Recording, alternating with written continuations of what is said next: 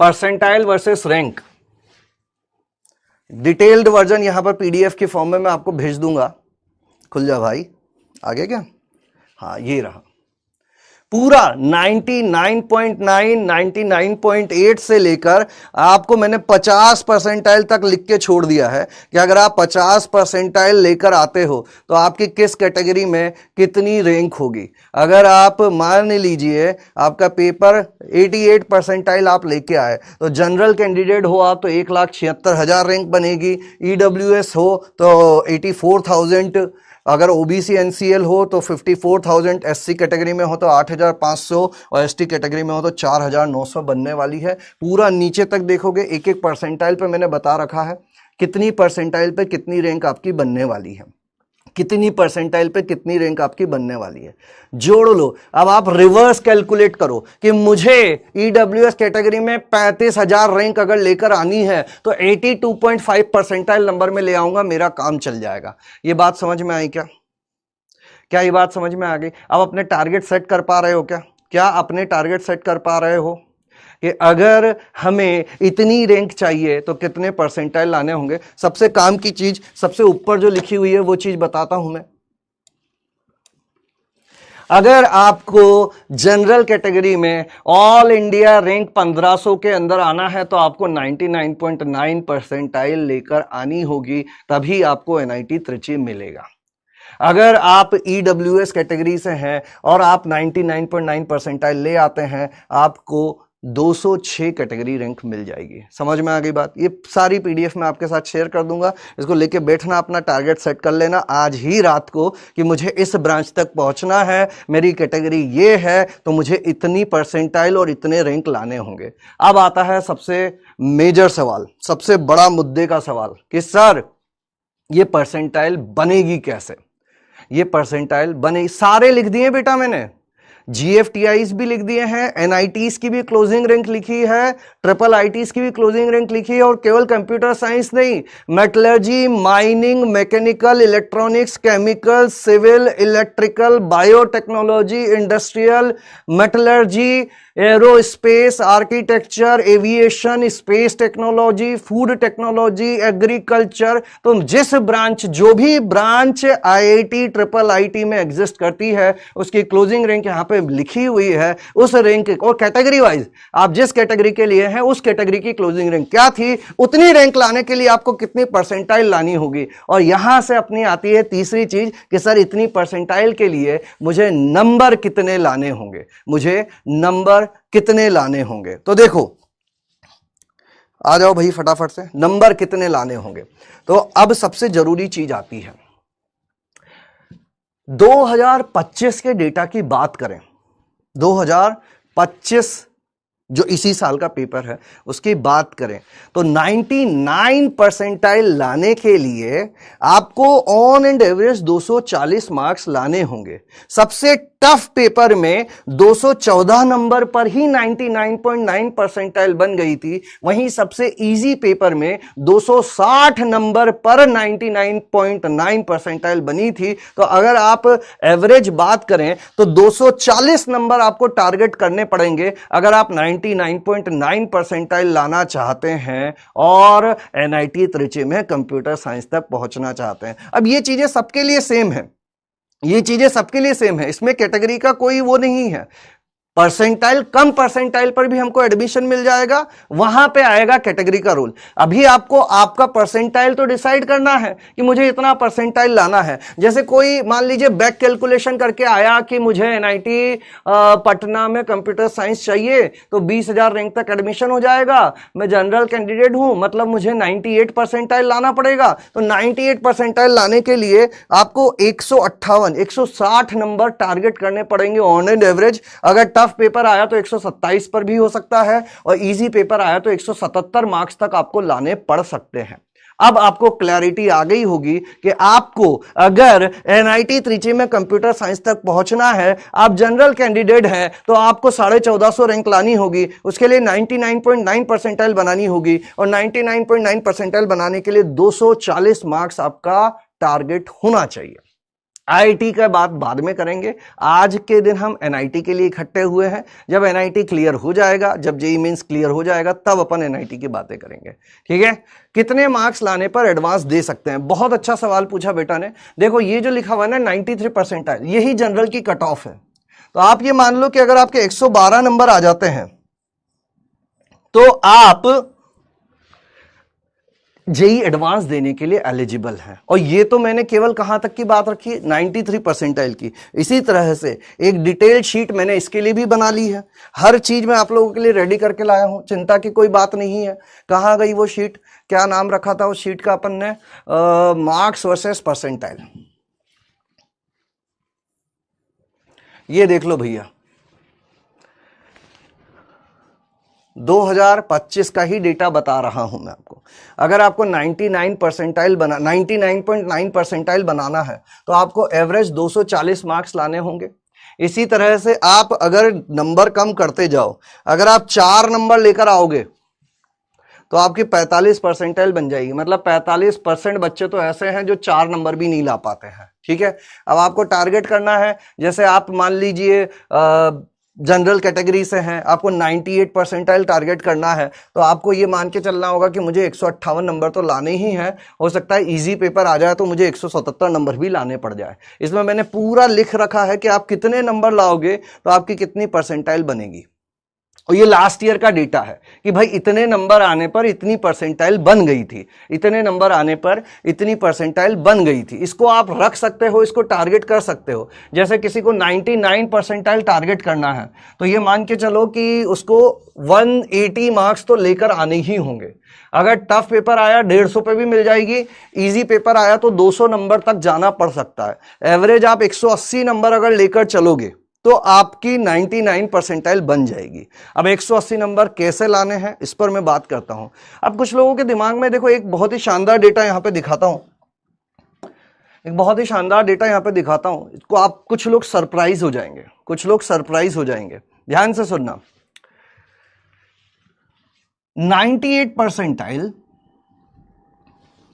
इस डेटा को ध्यान से देखो।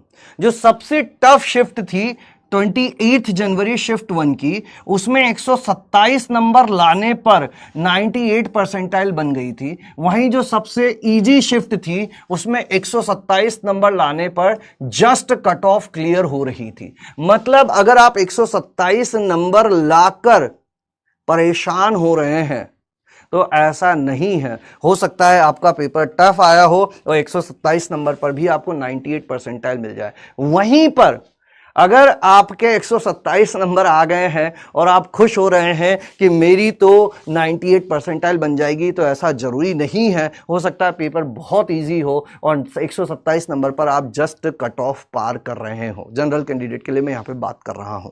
ठीक है, तो मार्क्स कितने आ रहे हैं उससे ज़्यादा फर्क नहीं पड़ता है। यह डिपेंड करता है कि आपकी परसेंटाइल कितनी बनी है। एवरेज मार्क्स में यहाँ पे बता रहा हूँ कि 98 परसेंटाइल के लिए 160 नंबर आपको टारगेट करना चाहिए। 160 एक सेफ नंबर है। 160 नंबर ले आओगे आप तो लगभग हर शिफ्ट में आप 98 परसेंटाइल से ऊपर पे आ जाओगे, है ना। तो आप कैसे कैलकुलेशन करना है, इस कॉलेज की इस ब्रांच तक पहुंचने के लिए इतनी रैंक चाहिए, इतनी रैंक के लिए इतनी परसेंटाइल चाहिए और इतनी परसेंटाइल के लिए इतने मार्क्स चाहिए होते हैं। अच्छा, ये 2025 का डेटा है। पेपर टफ होगा सबके लिए। अब इस पेपर टफ वाली चीज पर आता हूं। कुछ लोगों के दिमाग में शायद ये चीज भी आ सकती है कि सर हमारा पेपर टफ आएगा, किसी और का इजी आएगा। तो एनटीए इस चीज पे भी काम कर रहा है कि बहुत ज्यादा डिफरेंस ना रहे टफ पेपर और इजी पेपर के बीच में। देखो ऐसा तो होगा ही, कोई पेपर थोड़ा टफ होगा, कोई इजी होगा, लेकिन बहुत ज्यादा डिफरेंस नहीं आएगा। इस बात का प्रमाण यहां पे मिलता है कि जेईई मेंस 2024 के नंबर देखें, ये 2024 के हैं और ये जो पहले मैंने दिखाए थे 2025 के हैं। इन दोनों की तुलना जब मैंने की ध्यान से सुनना, बहुत काम की चीज मैं आपको बताने वाला हूं। जेईई मेंस 2024 और 2025 में 99.9 परसेंटाइल लाने के लिए जहां हम लोगों को एवरेज 256 नंबर की जरूरत थी, वहीं पे 2025 में मात्र 240 नंबर पर ये आ जा रही थी। और हर परसेंटाइल के लिए ऐसा ही हुआ कि हम लोगों को उतनी ही परसेंटाइल लाने के लिए 2024 में ज्यादा मार्क्स लाने पड़ रहे थे, 2025 में कम मार्क्स लाने पड़ रहे थे। मतलब पेपर थोड़े टफ हो गए थे, पहली चीज। दूसरी चीज, यहां पे अंतर देखो, 99.9 परसेंटाइल लाने के लिए 2024 में जहां सबसे टफ शिफ्ट में 222 और सबसे इजी शिफ्ट में 280 नंबर लाने थे, तो डिफरेंस कितना था? 58 मार्क्स का था। 2025 में ये डिफरेंस कम होके 46 रह गया। मतलब पेपर में डिफरेंस अब कम हो रहा है। लगभग सारे पेपर एक जैसे बनाने की कोशिश की जा रही है। 2024 में जहां सेम परसेंटाइल के लिए 74 नंबर तक का डिफरेंस था, मतलब सबसे इजी पेपर और सबसे टफ पेपर में सेम परसेंटाइल बनाने के लिए आपको 74 मार्क्स ज्यादा लाने पड़ सकते थे। 74 मार्क्स मतलब लगभग 18 सवाल आपको एक्स्ट्रा करने पड़ते। वहीं पर 2025 में ये डिफरेंस घट के 47 रह गया।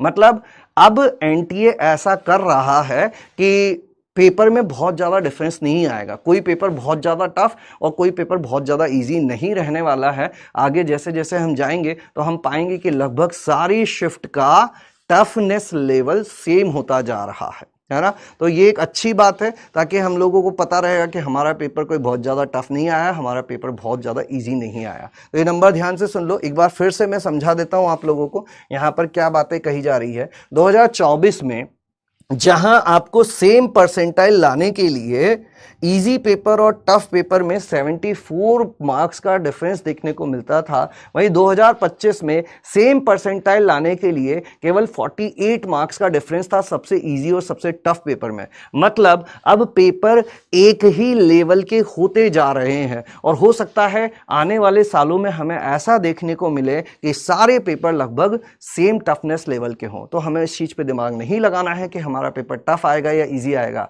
हमें यह ध्यान रखना है कि जैसा भी पेपर आए हमें ज्यादा से ज्यादा बच्चों से अच्छे मार्क्स लाने हैं, ताकि हमारा परसेंटाइल इंप्रूव हो। मार्क्स बढ़ने से कुछ नहीं होगा, परसेंटाइल बढ़ना चाहिए। ठीक है, समझ गए बात को। चलिए, स्ट्रीम कौन सी गुड है उस पर बाद में बात करेंगे। अब मैं आ जाता हूं एक और बहुत महत्वपूर्ण चीज पर। ये बात खास करके अभी जो अपने लक्ष्य और प्रयास वाले बच्चे हैं, जो अभी एग्जाम देने वाले हैं, उनके लिए बहुत महत्वपूर्ण चीज है कि सर जनवरी अटेम्प्ट ज्यादा बढ़िया होता है या अप्रैल अटेम्प्ट। तो देखो, एक राज की बात मैं तुम्हें बताता हूं। यह है 2025 का डेटा। जनवरी अटेम्प्ट में 99.9 परसेंटाइल लाने के लिए एवरेज 236 नंबर लाने थे। वहीं अप्रैल अटेम्प्ट में 99.9 परसेंटाइल लाने के लिए 244 मार्क्स लाने थे। अप्रैल अटेम्प्ट में बच्चे बेटर प्रिपेयर्ड होते हैं, हर तरह से फ्री हो चुके होते हैं, कंपटीशन बढ़ जाता है। कभी भी ये मत सोचो कि जनवरी वाला तो मैं छोड़ देता हूं, अप्रैल वाले में मैं ट्राई करूंगा। नहीं, लक्ष्य और प्रयास वाले बच्चे ये खास करके सुन लेना, अगले 2 महीने तुम्हारे लिए सबसे ज्यादा महत्वपूर्ण होने वाले हैं। जनवरी अटेम्प्ट में लोग कम प्रिपेयर्ड होते हैं, उसी बात का तुम्हें फायदा उठाना है, अपनी तैयारी को स्ट्रॉन्ग करना है। अब जो भी क्लासेस आने वाली है पूरी उनको अटेंड करना है। अर्जुना वाले खास करके सुन लो कि अगर तुमने अभी भी क्लासेस अटेंड करना स्टार्ट नहीं किया है तो कर दो। अभी मैं चैप्टर बताऊंगा ना, तुम्हारे होश उड़ जाएंगे कि अभी 11th का जितना सिलेबस बाकी है उससे कितने ज्यादा क्वेश्चंस आते हैं।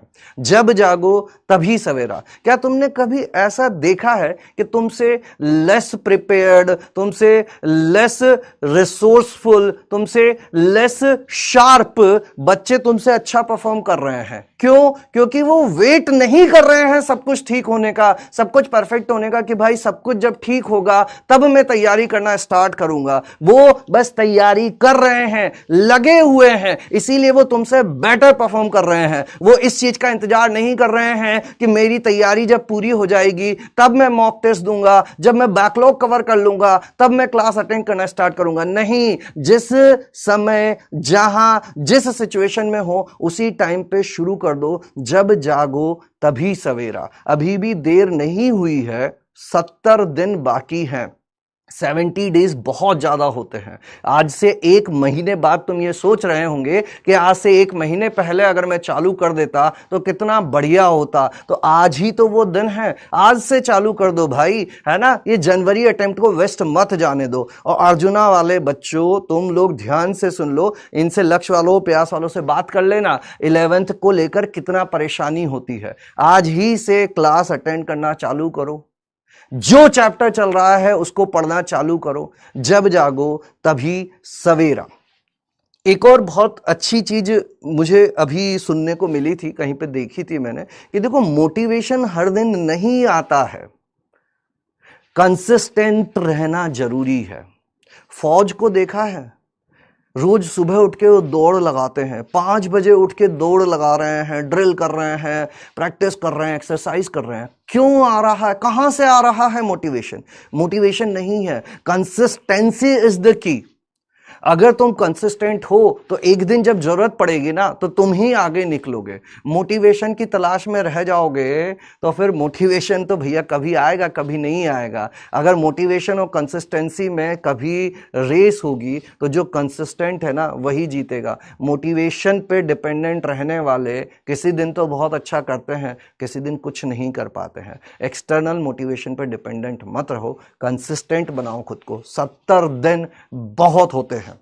और अर्जुना वाले बच्चों, ये बात ध्यान से सुन लेना, तुम अभी बहुत क्रूशियल स्टेज पे हो। अभी तुम संवार भी सकते हो और बिगाड़ भी सकते हो, तुम्हारे हाथ में है अगले 2-3 महीने तुम्हें कैसे यूज करने हैं। ठीक है, तो यहां पे मैं ये सिखाना चाह रहा था कि यह देखा गया है, और केवल 99.9 के लिए नहीं, 99 परसेंटाइल देख लो, 98.5 परसेंटाइल देख लो, हर परसेंटाइल में जनवरी में कम मार्क्स पर बन जा रही थी, वहीं अप्रैल में उसी परसेंटाइल के लिए आपको थोड़े एक्स्ट्रा एफर्ट लगाने पड़ रहे थे। तो जनवरी अटेम्प्ट को वेस्ट मत जाने दो। अगले 2-2.5 महीने जो क्लासेस हो रही हैं पूरी तरह से अटेंड करो, मंजिल में जान लगा दो अपनी, हर दिन एक एक चैप्टर को कंप्लीट करते चले जाओ। सबसे जरूरी चीज यही रहने वाली है।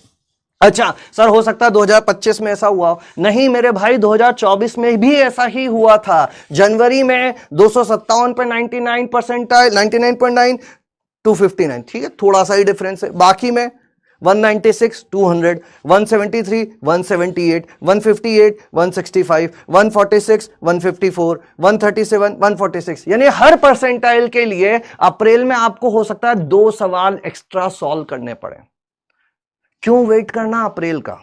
आज ही शुरू करो। जनवरी अटेम्प्ट इज अवर्स। हमें जनवरी अटेम्प्ट में ही ज्यादा से ज्यादा नंबर लेकर आने हैं और अभी समय है। जैसे ये आज मैं तुम्हें एक ब्रॉड आइडिया दे रहा हूं ना, मैं आगे जाकर तुम्हें एक एक स्टेप बताऊंगा कि अगर तुम्हें अगले 70 दिन में क्या क्या करना है जिससे तुम 99.9 परसेंटाइल तक पहुंच जाओगे। अभी भैया ये अपना सेशन खत्म नहीं हुआ है, अभी सबसे जरूरी चीज आना बाकी है कि सर ये मार्क्स आएंगे कहां से, कैसे आएंगे, क्या पढ़ूं क्या नहीं पढ़ूं, क्या छोड़ देना चाहिए। सबसे जरूरी चीज, एक जेई एस्पिरेंट की जर्नी में सबसे जरूरी चीज यह जानना होता है कि क्या हम लोगों को छोड़ देना चाहिए। 100% के पीछे भागने से केवल और केवल निराशा हाथ लगती है। Perfection is a myth.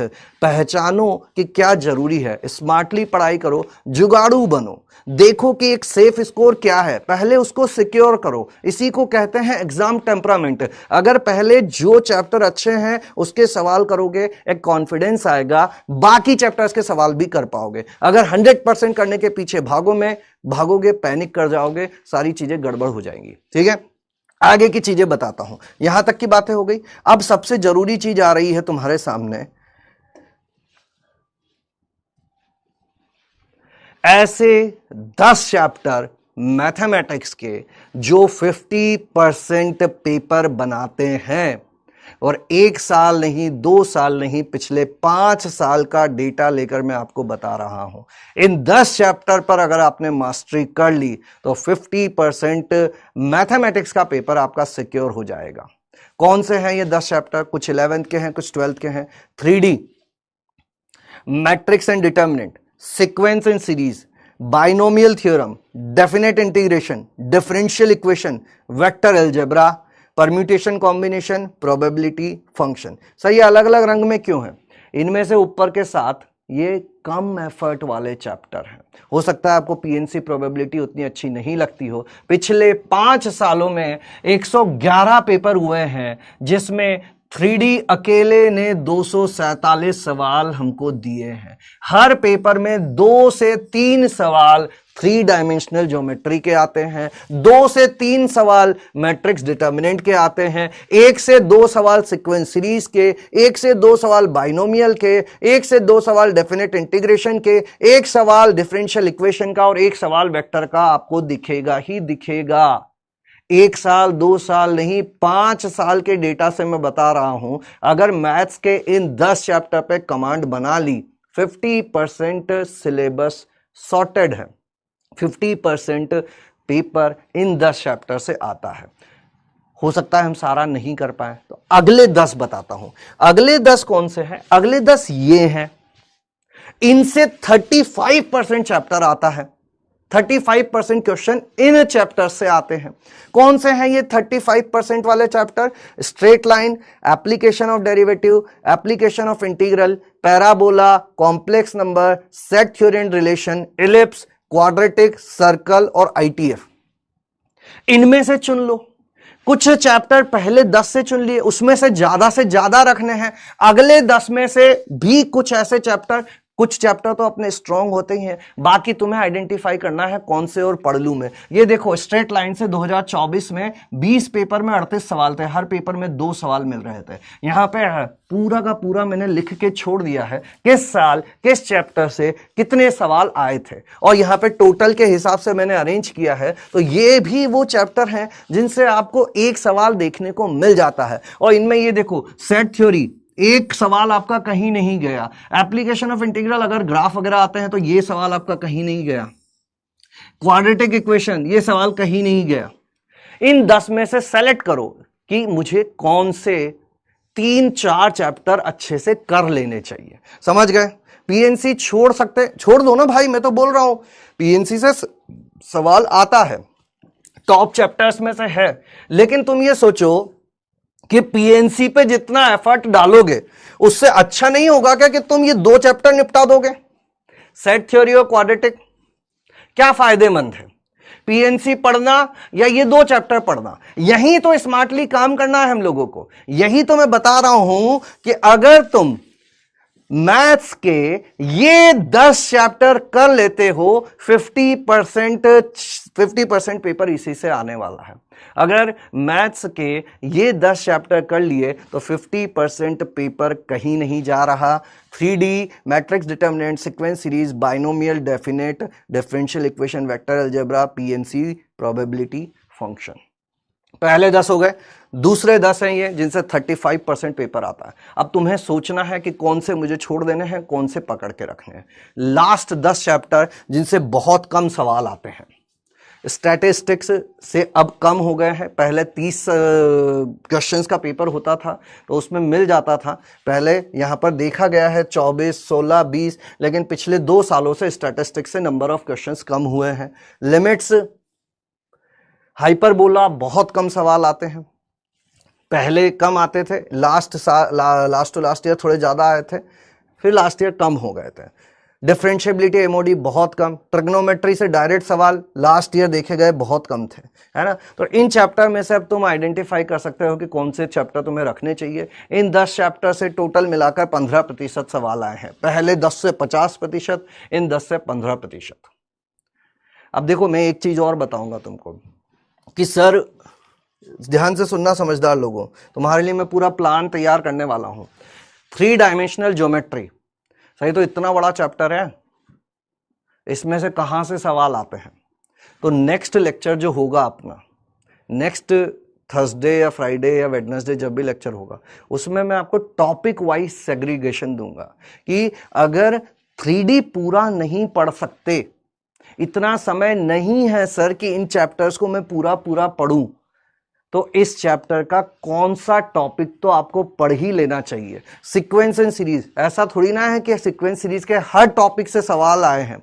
Sequence and series का कौन सा ऐसा टॉपिक है जिसको हमें पढ़ लेना चाहिए, जिससे सबसे ज्यादा सवाल आए हैं। लेकिन उसके लिए थोड़ा इंतजार तो हमें करना पड़ेगा, थोड़ी मेहनत, थोड़ा टाइम, थोड़ा पेशेंस। आज मैं चैप्टर्स बता रहा हूं कौन से इंपॉर्टेंट है, नेक्स्ट क्लास में मैं बताऊंगा कि कौन से ऐसे टॉपिक्स हैं जो इंपॉर्टेंट है। मैथ्स की बात हो गई, अभी आ जाते हैं अपन फिजिक्स पर। तो फिजिक्स की बात करें तो ये जो 12 चैप्टर हैं वो अगेन 50% पेपर बनाते हैं। अगर इन 12 चैप्टर पर आप कमांड बना लेते हो तो आपका फिजिक्स का 50% सिलेबस कंप्लीट हो जाएगा। कौन से chapter? Current electricity, electrostatistic, ray optics, magnetic effect of current, semiconductor, rotational motion, gravitation, alternating current, thermodynamics, laws of motion, dual nature of matter और मैकेनिकल प्रॉपर्टी ऑफ सॉलिड। ये 12 chapter से 51% सवाल पूछे गए थे और पूरा यहां पर मैंने ब्रेकअप दे रखा है कि किस साल कितने सवाल पूछे गए थे। टोटल 111 पेपर में 214 सवाल करंट इलेक्ट्रिसिटी से आए थे। अब यहां पर तुम्हें आइडेंटिफाई करना है कि इन 12 में से मुझे कितने चैप्टर्स पर कमांड बना लेना है।